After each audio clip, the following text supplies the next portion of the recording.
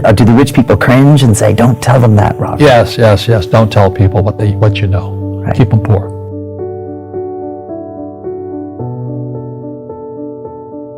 So my father was the head of education, PhD, all that stuff. I go home and ask him, said, why don't we learn about money in school? And he looked at me and says, because the government doesn't let us teach that subject. The government tells us what we can teach and what we can't teach. And I thought that was strange. And I said, but aren't we going to school to learn about money? He says, no, your job is to get a job. I said, but you get a job to earn money. He goes, no, you're supposed to just get a job. I went, no. Isn't the purpose of a job to earn money? He goes, you're correct. I said, so why don't I just learn about money? I can skip the job part, And he got flustered and he said, look, if you want to learn about money, why don't you ask your best friend's father about money? And I said, why? That's Mike. So why ask him?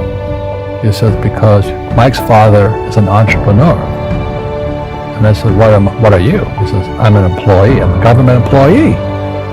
I went, oh, what's the difference? He says, the difference is an entrepreneur must know about money, or they're no longer entrepreneurs. And he says an employee doesn't have to know anything about money, because the government will take care of them, the company will take care of them. So I'm all confused. But I took my dad's advice and I trundled over to Mike's father's office and knocked on his door and I said, hey, I'm here, 9 years old, teach me about money. He says, beat it, kid, But that's where the story of Rich Dad, Poor Dad started. And finally, through persistence, my rich dad started teaching me about money on one condition.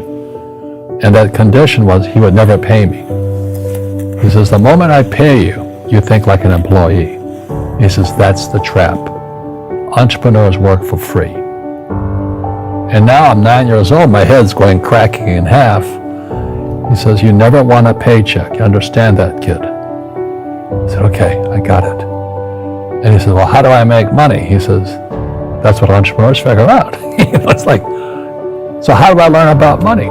So he would just break out a Monopoly game board. So I would work for free and pick up cigarette butts, and he had hotels and restaurants, and I would clean and do menial tasks. And as I got older, I started getting into office work and marketing and accounting, and I was an apprentice basically, but I always worked for free. And he would teach me about money, but the way he taught me about money was playing Monopoly. And finally one day I got upset. I said, well, when are you going to teach me about money? He says, what do you think we're doing? We're playing Monopoly. He goes, no. What do you think we're doing? We're playing Monopoly. He says, what do you think we're doing? I said, I don't know. I'm teaching you about money. And then that's where, you have one greenhouse. He says, there's many formulas for great success in money. There's thousands of them, but one of the best ones found on the game of Monopoly. It still is today. 4 greenhouses, 1 red hotel. I said, what?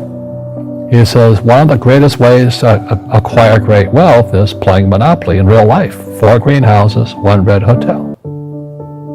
Is that all there is? He goes, that's it. And he says, what do you think I'm doing? And I went, I don't know. So then he took me out and he showed me his greenhouses.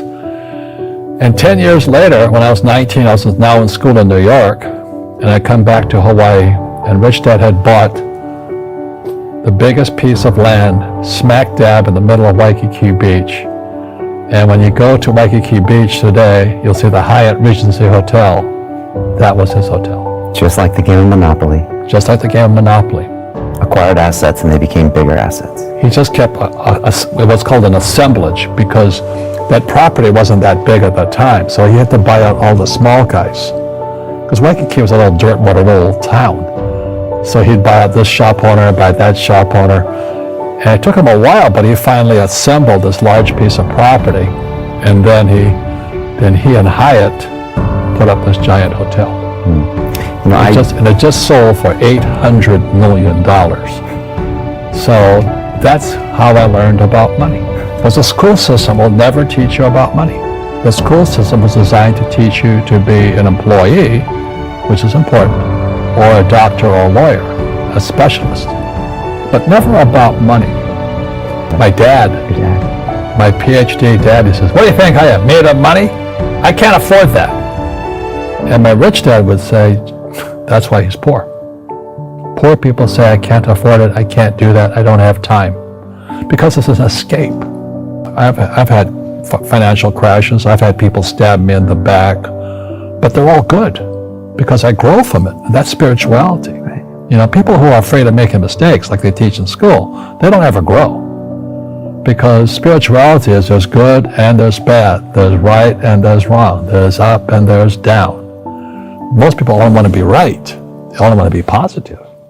Well, you can't have that. That's not reality.